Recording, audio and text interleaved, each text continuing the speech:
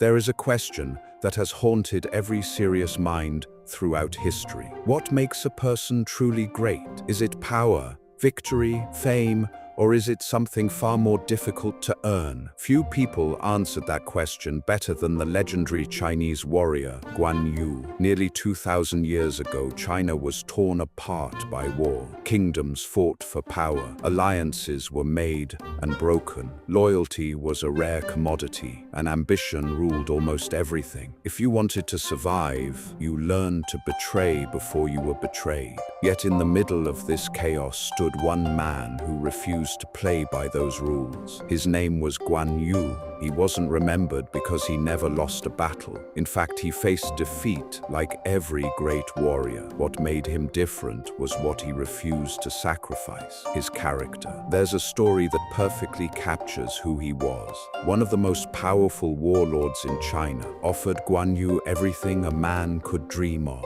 wealth, status, a higher rank, safety. Most people would have accepted without a second thought, but Guan Yu quietly refused, not because the offer lacked value, but because he believed that once a person trades their principles for comfort, they begin to lose something far more valuable than success. They lose themselves.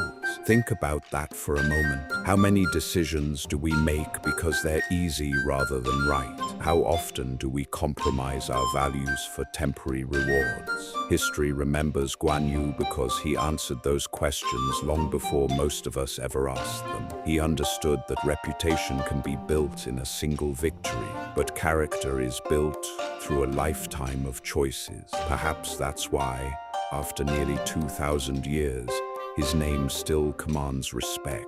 Not because he was the strongest warrior, but because he mastered something far more difficult than combat. He mastered himself.